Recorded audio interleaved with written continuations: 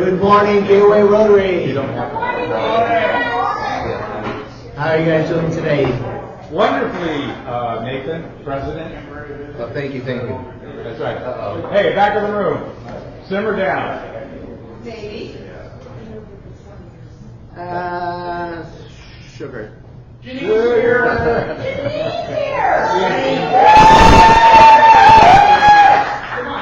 Lucky for you, there was a diversion, Nathan. Right. Any other visiting Rotary? Right. Janine's here. Hey, Bill. Do I get the 520 from no credit because that Len can show up here? Yes, you do. Absolutely. That's right. And you, Len. Hey, Bill, did you get the... All right. Sorry about the snafu. Yes, sir. And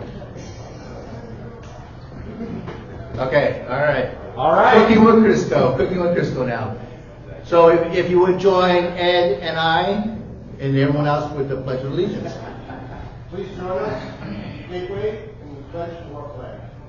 I pledge allegiance to the flag of the United States of America and to the republic for which it stands, one nation, under God, indivisible, with liberty and justice for all. Thank you. And Sylvia, would you lead us in the four-way test? I would love to. Good morning, Gateway. Please join me in our four-way test. First. It is true. Second. Is it fair to all concerned? Third. Will it be And fourth. Will it be beneficial to all concerned? And the last one. Number 5. Is it Fun. All right. I did forget to mention that this is recorded, but not live. So we'll be put on Facebook later. All right. Do we have any visiting Rotarians? Yeah. All right. Please introduce yourself. Hi, David Brooks from Capital Centennial Rotary, also AP for Area 140. All right. Do we have any other visiting Rotarians? Well, Janine Ozell? Wow. We did have to. Vouchers in the house. Oh, Len Voucher and. Well, I was trying to introduce Lynn, because I want to make sure I get those 500. Right. Yeah. All right. Do we have any guest Rotarians? Mike Jones. Gianna East is here. She's with the Northwest Education Foundation. She replaced me. Yay! I thought normally the carbon copies got worse, but this one actually got better. Len. Yeah, so I know I might seem like a guest myself, but I'm not. I'm actually He is a member. What? I have two guests here. Rose Henderson, who's running for the 4th Mission District 4. Right. Welcome. I have one of my favorite former co-workers at the Port of both of us used to be at the Port of Olympia, Jenny Folia Jones. Well, welcome. So, you have to write down like 3 good things and 3 bad things that we can use for Len. Like no. Jen, just write down 3 good things and 3 bad things that we could use on Len for Black No. Oh, okay. I think next week we should have talk like Len Day. Would that be It'd be better to play like baseball. All right. That was a wicked remark, man. That was a wicked bad. Do we have any club announcements? Sylvia.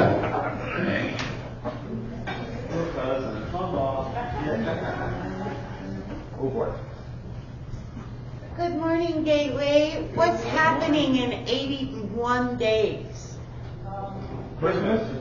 Nice. Who said it first? You don't have to pay a fine today. All right, I won't levy one on myself. Christmas. Gateway Rotary is going to be sponsoring 3 families for Christmas. One will be local this area, one will be a rural area, and one family with disabilities of any kind. I will have their names and the families to Nathan by November 2nd. And it will be just like it has been in the past. If you want to give me money, I can go shopping.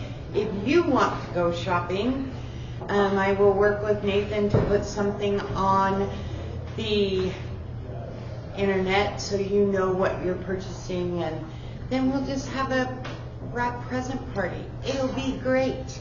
So more to come on that. Hey, Bill, yeah. Do we have any other announcements? Yes, so Nita. Nita representing the foundation.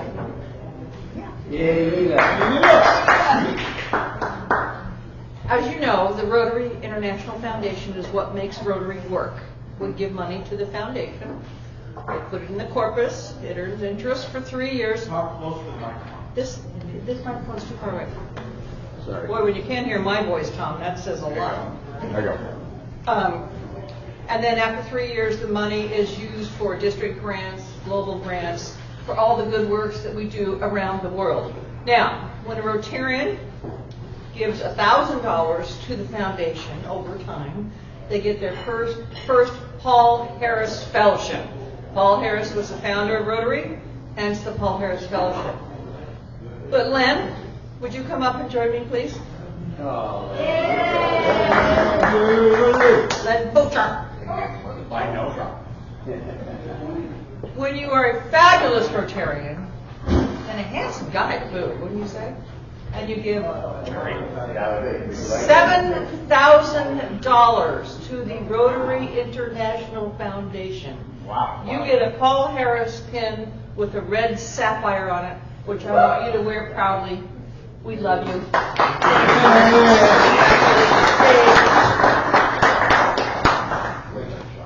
Yeah. Nice. All right, any other announcements? No? All right, awesome. I have a few. Look, we found 2 of our missing Rotarians today. What is that? Wow. Lynn Belcher and Janina Zell. Amazing. This PSA has been working. All we need to do is get a couple more Rotarians here. We'll be like the olden days.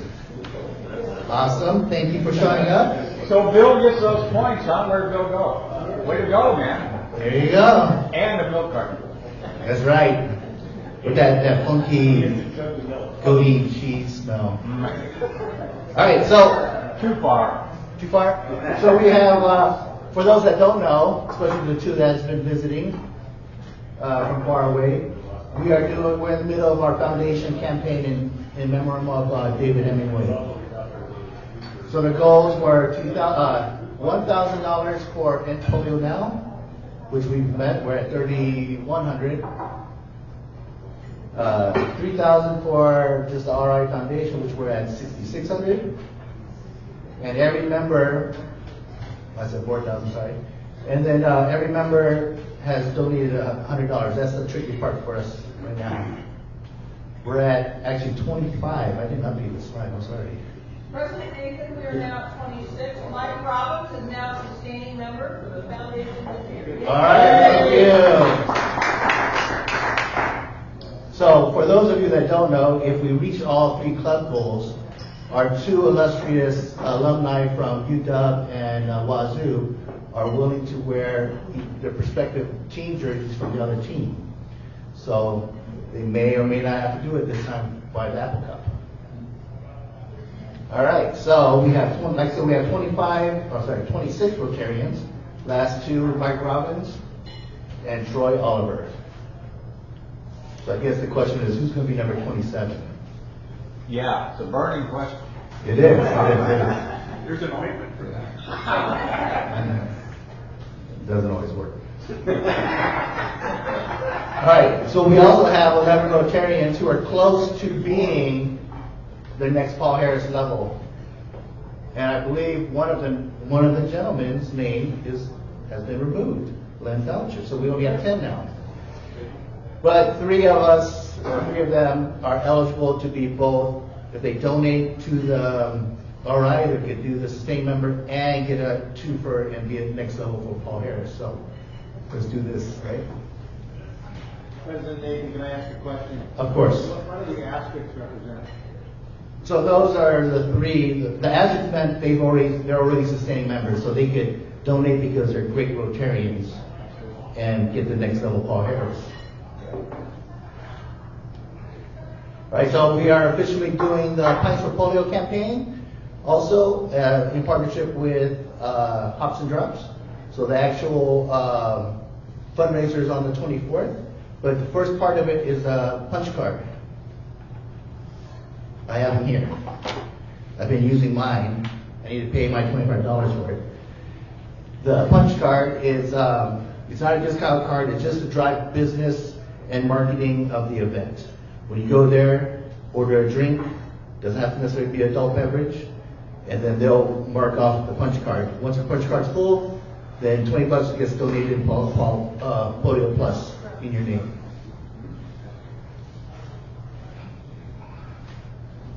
And then the actual event is on the 24th. 20% of the sales will go, as long as they mention it, will go towards End Polio Now.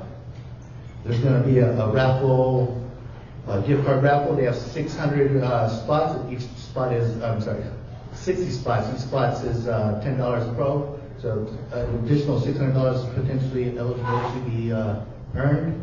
And then, of course, you can just donate straight on. Oh, and there's a silent auction. And our first sponsor is Twin Star Credit Union, and they're donating a basket to be auctioned off. All right. Cool. All right.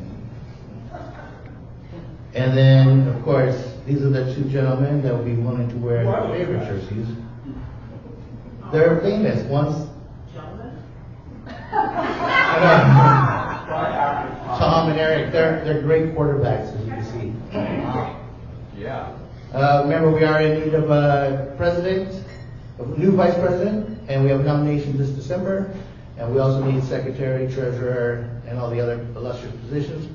But this December's nomination and vote will help commit us in the 3 years down the road. You get 3 years to train, learn, and grow as a Rotarian to be a great club president.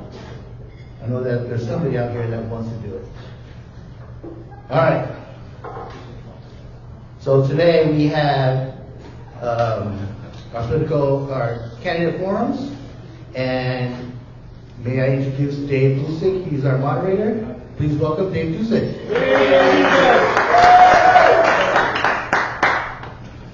Yay, Dave. Yay, Dave. You are so moderate. You know, I practice at home.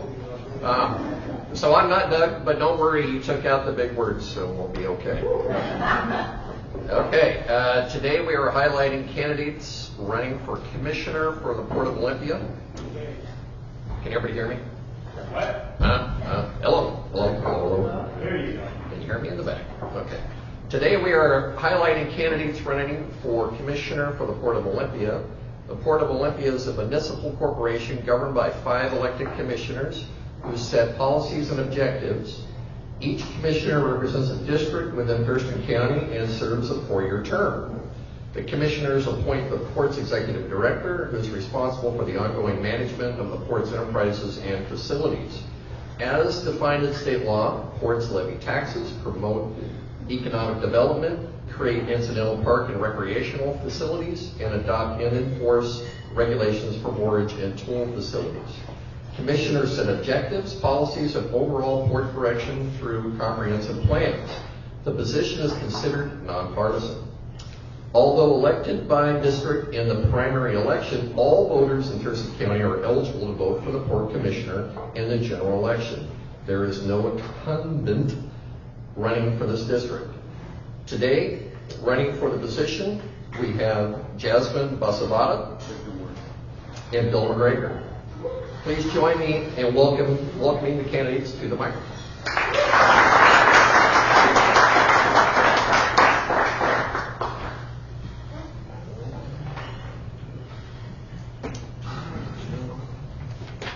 Page 2. Okay, each candidate is allowed to make a 2-minute introduction, and we're going to time you. So when you see me get a little close to you, we call that the duck mouse shuffle. When you get a little close to you, that's when your time is up. Who would like to go first? Ladies first. Down and done.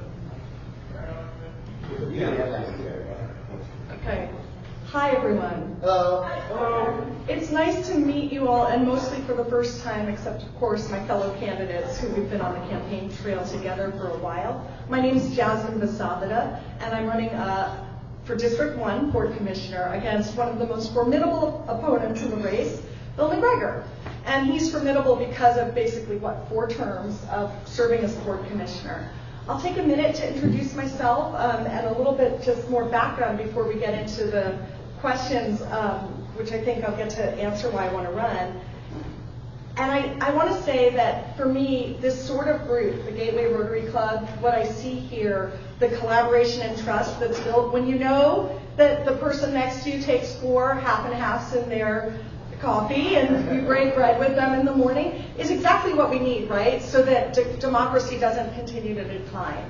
And in 2000, I was recently out of undergraduate. I was a science major. My parents are immigrants. My father is Indian. There was an expectation of the sciences as sort of the basis of my studying. And I wrote a book called Bowling Alone. Have any of you heard of Bowling Alone?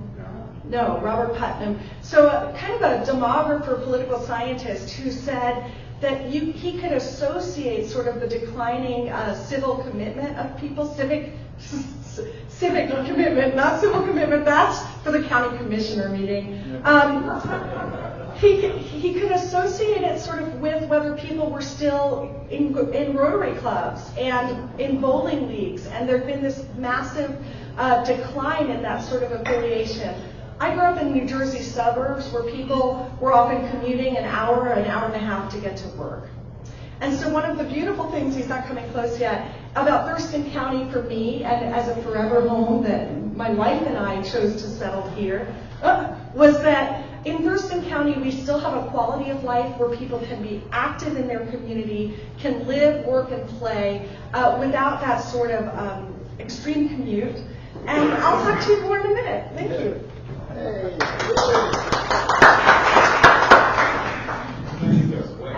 2 minutes goes fast.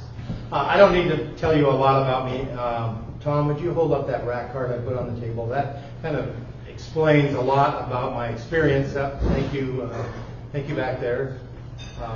Anyway, it talks about my experience in the port industry. It talks about some of the things that have happened as a result of it. My service as a U.S. Coast Guard vet. All those things that are important to me. I've been on the water or involved in the waterfront for 46 years. I also work part-time at the Olympia Yacht Club with their administrative duties, so I can stay close to the water. I can see those ships come in and load and unload, and it's always been a fascination of mine and a passion. I am a 40-year-old. I wish at one time I was 40, but I'll make that disclaimer. But I'm also a 40-year foster parent. My wife and I continue to do that even today. Not on the long-term basis, but we do offer a bed or a room or whatever a child might need for a night, a week, that type of thing, but very short-term. Anyway, I am passionate about the port. After 4 re-election cycles in a different district, I moved to a different district at the end of my last cycle, and so Commissioner Downing has elected not to run again. I said I've got to get back on there. I think there are some important decisions that are going to be made coming along here very shortly, and I want to be part of that. I want to be supportive of the port, supportive of the community as we reach out and do things that are outside the sandbox, I like to think. Ports are unique individuals, and I think I'm the most experienced, and I think experience matters in this case with two new districts coming online very shortly. So, thank you. Thank you, candidates. So question number 1, and you have 1 minute to answer, by the way. What are the 3 most pressing issues facing the Port of Olympia, and how will you address them? Ooh, Bill, flip a coin. Mark, paper, scissors? You pick. Sure, Bill. I see three things, and they're kind of listed on the rack card there as well. I think we've had a need to have a stronger leadership team. I hope to bring some of that experience because I've worked as a port staffer for 27 years in the port industry, and of course being on the elected side for 15 years as a port commissioner. I hope to bring some balance to that. I think we're going to get the opportunity to hire a new executive director here very soon, and the new commission should have a stake in that and be proactive as we develop that. So I'm looking forward to that. Environmental is still a concern for me. There's butt inlet cleanup, which is a high and important process. We need to get the cleanup done so all the little critters that are down there can exist, and we can also get dredging done by the Army Corps, which should be doing it but won't do it as long as there's contamination involved in the shipping channel. And then, of course, it's just leading the community in various aspects of how we can have a positive impact in the commission. And he's not going to be able to push very hard. Try, Dave. Try. Thank you. Thank you, Bill. Would you like me to reread the question? No, thank you. For me, I think there's three big reasons as well. One, committing to environmental restoration, not just because it's the right thing to do, but because for us in Thurston County, restoring the environment and having a beautiful environment is actually part of our economic development value. It's part of the property tax values that then come back and regenerate the port's coffers, very small property tax. Number two, taking advantage of a real sea change in what our opportunities are. After years of globalization and pushing more and more on how we can get goods from here to there fastest and back again, we're in a moment when even the federal policy is trying to push for reshoring of manufacturing, and it creates some really interesting conditions that are different than the ones that have been under Commissioner McGregor's career at the port. And most importantly, restoring trust. So you only get a candidate like me, in my district, in the primary, I won by 54% to 38%. And it's because the port has made certain decisions that have started to break trust with the community. And we can talk about that a little bit later. Thank you.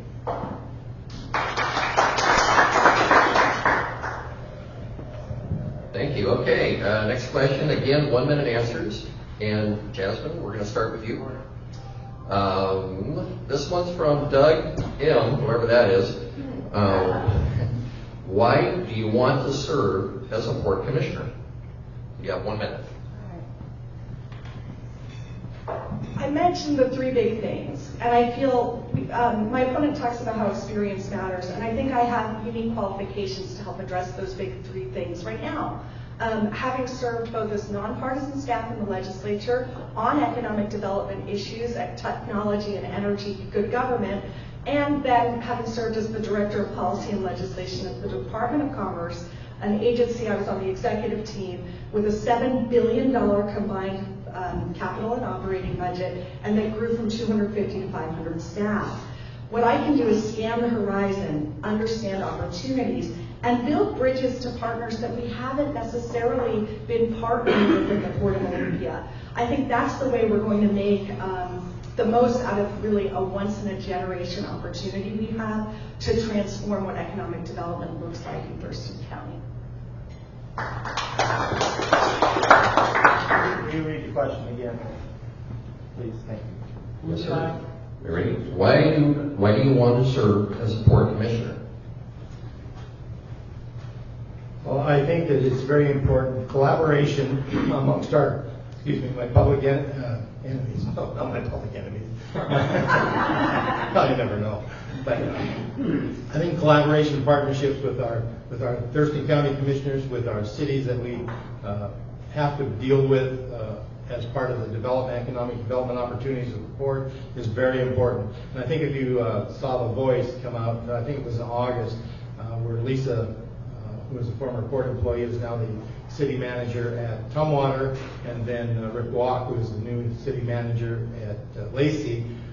When they were doing interviews, I saw the word collaboration, partnership come up several times during the discussion.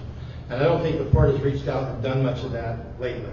We need to do that. We did it for a while there, and then COVID hit, and then everything kind of came to a changed directions and we haven't gotten back out there. They just started going to Denino last, I think on the 25th of September. So I think it's important that we gather our people together, we get our partnerships in line, and that was a long minute.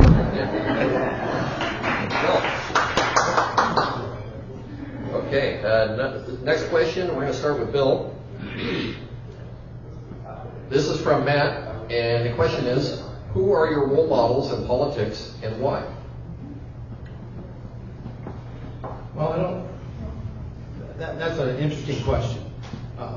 I think I look at people who are in elected office as those that are collaborating and trying to bring people together, because that's what this opportunity allows us to do, is to bring people together for the common good of the community. And I think that anybody that's doing that, Doug Mott is one of my role models. I've had counsel with him on several times on different issues. You know, he had the ability to bring both sides together. That's what I look like. That's what I look like to look like. And I think if you look at my endorsements, which are many, you'll see that I have D's, I have R's, and I have I's, which is always an indication of someone who can bring a team together to make things happen. And that's why I want to run. Bill, Jasmine, would you like me to read the question? It says not. I think he just said. One moment, please.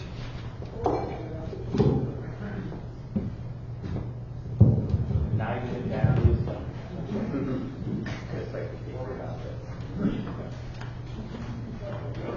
Jasmine, the question is, who are your role models in politics and why? Thank you. I think it's fitting that here in this local office you have a local role model. For me, I had the great privilege of serving as the policy and legislative director at the Department of Commerce under a woman named Lisa Brown.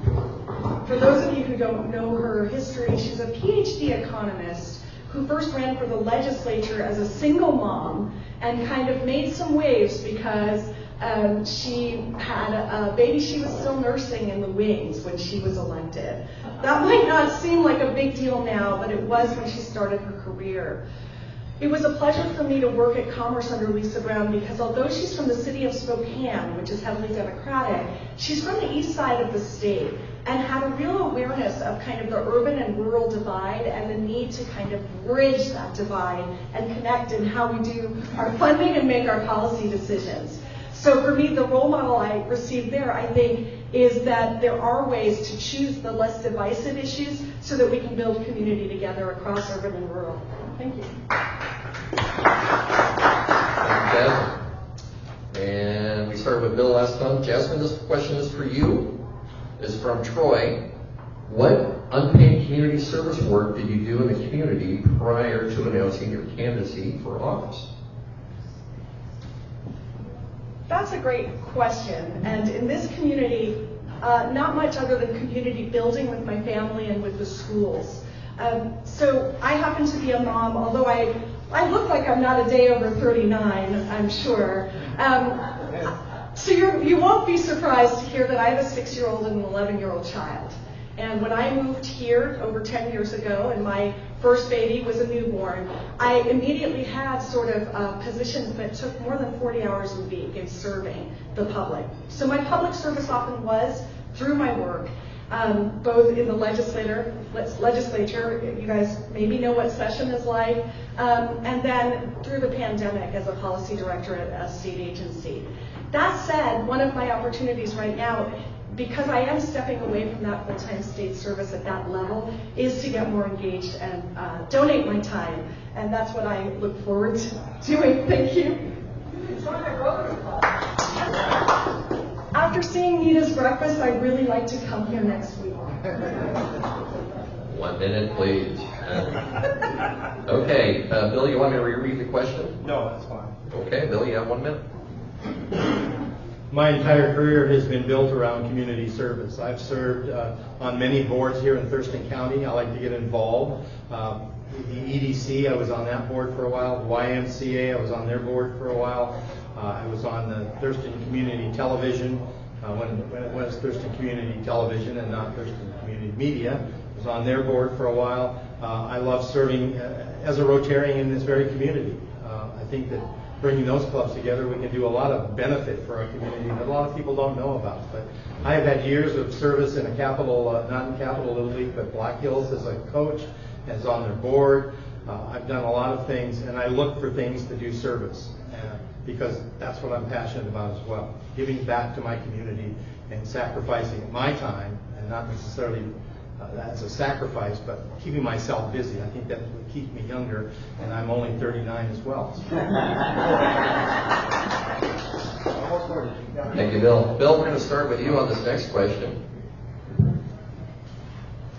This question is from Tom. What is the largest operational budget for which you have personally had responsibility? Thank you. Well, in my career as a staff person, my largest responsibility was when I was at the Port of Grace Harbor as a director of operations over the marina, the airport, and Westport Marina. So that was a multi-million-dollar. When I came back into Olympia, of course, our budget is somewhat smaller, but not that much smaller. I think it's about $12 million usually, and that's usually the size that I feel comfortable with. I think that that kind of highlights my even in my church where I served for a number of years, I was on the board of that, and so it had a couple of $100,000 as a budget, but I'm very comfortable working with multi-million-dollar budgets and making sure that the staff is pulling the road in one direction and meeting the demands of the commission, who has to meet the demands of the community. Thank you, Bill. Jasmine, would you like me to reread the question? No, thank you. All yours. All right. Well, during my service at the Department of Commerce, I was part of a 3 or 4 member executive operations team whose job it was to do quarterly reviews with each division, and that involved review of the budget. Now, the question is both apt and not apt, because I think for hiring an executive director, we would really want to understand how they personally manage the budget. For your commissioners, what we want to know is, do you understand how budgets are structured? Can you understand if things are being elided or represented in a way that's blocking transparency to the community? And one of the reasons people came and asked me to run is that they felt that although I'm sure there's nothing underhanded in the way the port's budget is structured, I'm sure it meets all accountability standards in terms of the state or regulation, it's failing to kind of help communicate the story of what we're subsidizing and why we're subsidizing it. So I do think how you look at budgets is really important. Thank you. Thank you. This next question is, we're going to start with Bill, and it comes from Andrew. There has been a lot of discussion about closing the actual Port of Olympia. Actually, we're going to start with Jasmine, I'm sorry. There's been a lot of discussion about closing the actual Port of Olympia. Do you support continued traditional port operations? Jasmine? Want me to reread that? Well, I'm trained as an attorney. And when you say continued traditional, that's almost like a compound question.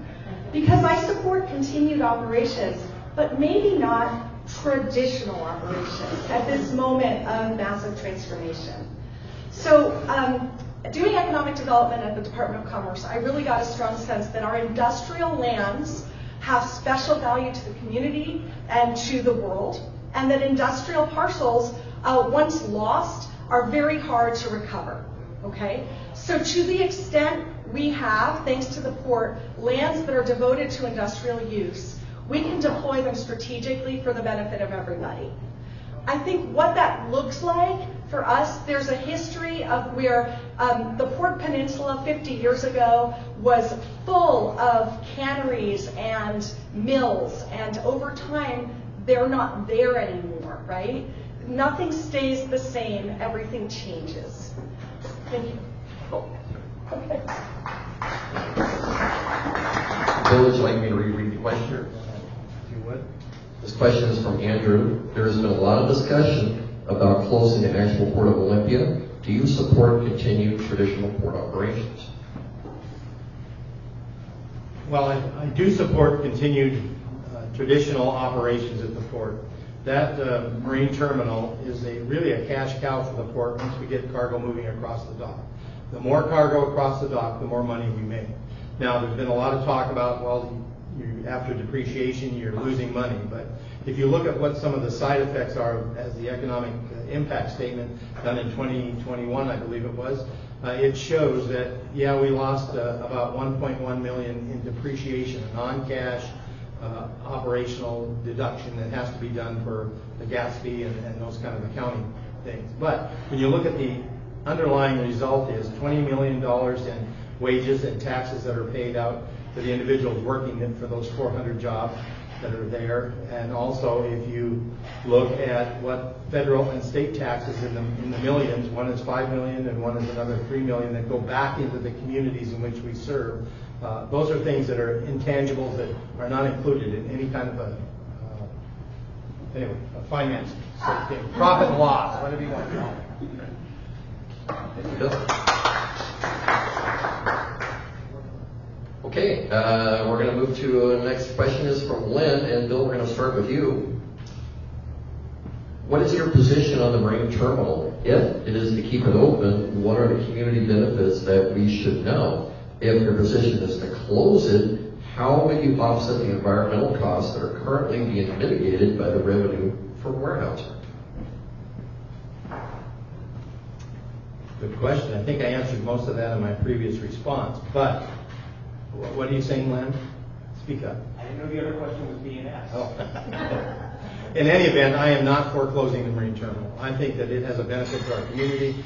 It's 400 jobs, 200 of which are directly related to the terminal itself, and another 200 jobs which are a result of what they call induced jobs, which people spending money in the community that are making funds down there. I think what we need to do a better job of down there is really doing a better job of marketing. And we don't have that now. We've got a person that's in charge of it, does a good job. He brought in 18,000 tons of, or encouraged a shipper to come in with 18,000 tons of eucalyptus pulp paper.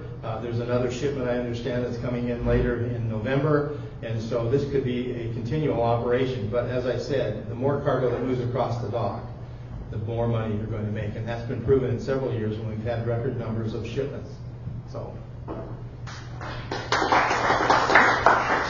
Thank you, Bill. Jasmine, would you like me to reread that mouthful of a question? No, thanks. Okay. All right. Well, we need to be honest and open with the community to understand what's going on at the marine terminal, what its prospects are, and why we think it's important. I think it's confusing when on the one hand we claim it's a cash cow, and on the other hand we know that with the way cargo and freight works, there's boom and bust years. There might be a couple good years you can refer to, and in today's massive economy where container ships are never going to be coming down here, for quite some time there's been a lot of bust years for the marine terminal. We can't just say we're waiting for our ship to come in, and once we do better marketing, it will come. Investing in a $4 million crane did not actually recruit new cargo. I visited with the longshoremen and Weyerhaeuser both, and they both kind of were laughing about the crane. I'm not laughing because I know it's hard to govern, and that was a play trying to bring more business in. So here's where I think collaboration is the key and not marketing. I've talked to the state's maritime sector lead. She's been calling ports all through the Sound about collaborating for a plan for the regional clean tech economy. Hopefully, someone will be there to answer the phone shortly.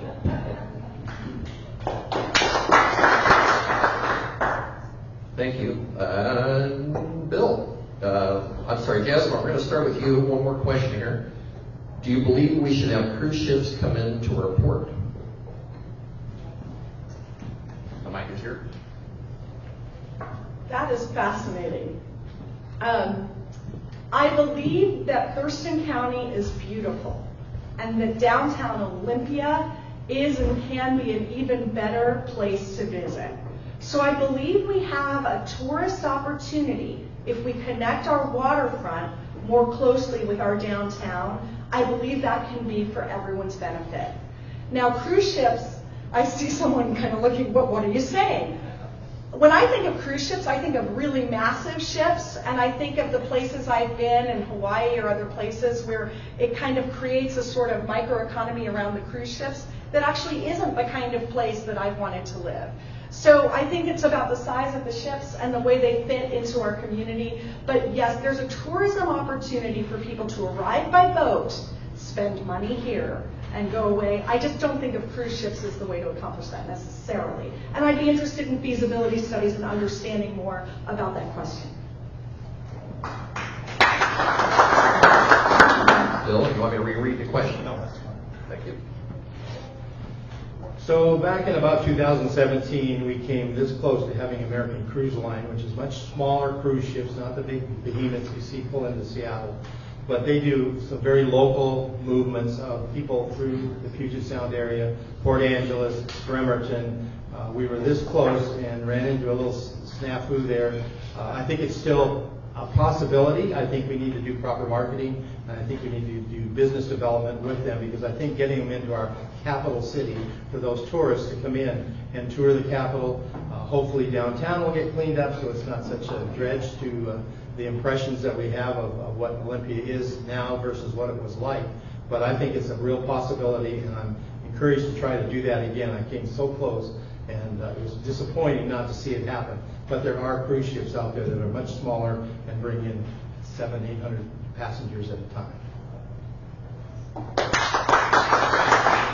Thank you, Bill. This next section, we're going to, each of you have an opportunity to ask the other candidate a question, and then the other candidate has the opportunity to respond. You have 1 minute. Bill, you just went. Would you like to start? Sure. So, what I like to do about this question is I like to write some questions down and put them in envelopes, and I let the candidate, my opponent, choose what envelope they want, and I have no idea what's in that envelope because I don't keep track of them. So I have 5 envelopes here. Wheel of Fortune. Wheel of Fortune, there we go. So I have 5 labeled 1 through 5, various questions. None of them are duplicated. So I would like Jasmine to pick one envelope and then answer that question. 4. Oh, this is what you. No help from the audience. So there you go. There you go. You chose number? I went straight down the middle.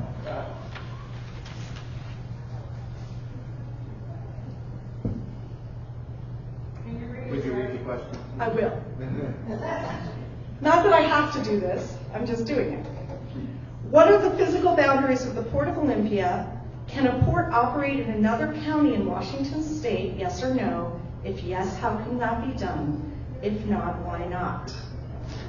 Oh, Bill, these questions all fit within the 4 points of a Rotarian. So the physical boundaries of the Port of Olympia are all of Thurston County. In fact, I think one of our challenges as I've knocked on doors in my district is people really think about the marine terminal in Swantown and they think that's the port because that's Olympia. And they don't understand so much of the land that's owned by the Port of Olympia is actually in Tumwater, within the city limits of Tumwater. So the port's boundary as a taxing district or a local government entity is all of Thurston County, and a lot of its land is in Tumwater. It has about $500 million of assets that we can leverage for the common good. Can a port operate in another county in Washington State? Yes or no? Yes, with permission from the port that operates in that county. This was one of the real conflicts in Maytown. So Port of Tacoma had, how can that be done? An interagency agreement between the 2 ports allows that to happen. So when the Port of Tacoma was operating in Maytown, it wouldn't have been able to do what it was doing without having the express permission of the Port of Olympia. Thank you. Thank you. Jasmine, would you like to ask a question of Bill? Sure. Can I recycle the envelope? You can keep the question. Oh, here you go. But can you show me the other 4? All right. Another time. So this is a friendly place where what we're doing is building goodwill and better friendship. I'm still going to ask you a little bit of a tougher question, which is basically, I am not incumbent, right? I'm new to this, and I really had a strong showing in my district in the primary, right? And you've been elected for 4 terms, working at the port. So I think that does show some level of a broken trust with my community where I'm based. And the question is this: as I've looked at work sessions in the past where there's often been one port commissioner who kind of has a different viewpoint than the two in majority, I've seen many examples where that one has tried to put things on the agenda for discussion and not been able to put those issues on the agenda. Bill, if you're elected instead of me to be port commissioner, do you think you can apply these principles to sort of be patient with allowing discussion of things that you might feel aren't necessary based on your knowledge, but that are important to other community members? Good question. As a Rotarian, I believe in these 4 principles. I try to practice that in my career and in my life, my personal life, because I think they're important. And I am always open to discuss other items that come up, and getting them on the agenda is the responsibility of the president of the commission and the executive director. Now that we're going to have 2 additional candidates or 2 additional districts, it's going to allow for more discussion in that regard, because now 2 of us can sit down with the executive director and keep that communication flow going. And I think that's going to add to better decisions, better discussion, and also it gives the rural parts of the county representation that they have not had, because most of the commissioners live up in the north side or the north end of the district. If you look at where they're placed and where their residents are, they're all up in the corner. So having a District 4 and a District 5 spreads the representation out, which means we'll have a better chance and opportunity to have those kind of discussions. So thank you. Okay, how about 1 minute closing comment from each candidate? Bill, you were last. Would you like to start? Well, I want to thank you for having these forums. Every time I've run for election, I've looked forward to having them in front of this group. We are on the rubber chicken circuit, I like to call it, because that's usually what we get for lunch if we're at a forum or at a discussion. And so I'm kind of tired of chicken. I'm looking forward to the election to be over. I am asking for your vote and a vote of confidence that I can continue to do some of the many things that I've gone. Please go to my website, billforport.com. See my accomplishments that I've done in the 15 years that I've been on the commission. I don't sit back and let others drive the show. I like to be a part of it. I might work the clutch, I might work the brake, but in any event, I'm there to help steer this commission. It is a big ship, and it takes time to get it to go in a different direction. Thank you.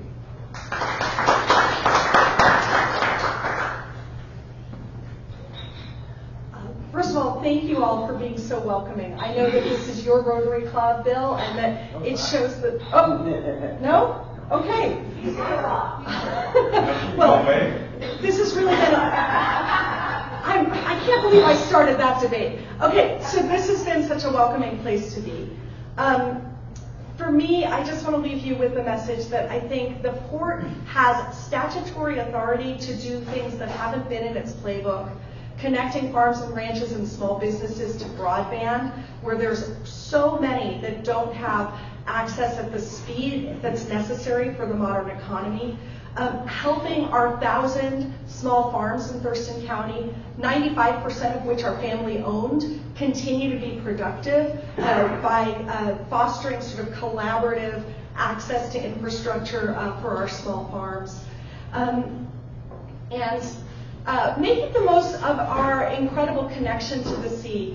I guess that's it. And I really want to thank you, and I look forward to having breakfast with you again. Another round of applause for our candidates.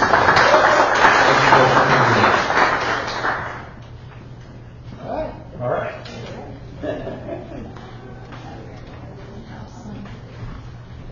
You were way better at saying your website all the time. All right, well, thank you. Another round of applause for both the candidates, please. And of course, the James for moderating. All right. Good job, Dean. Now it is time for our Sergeant at Arms. Please welcome Jerry Farmer.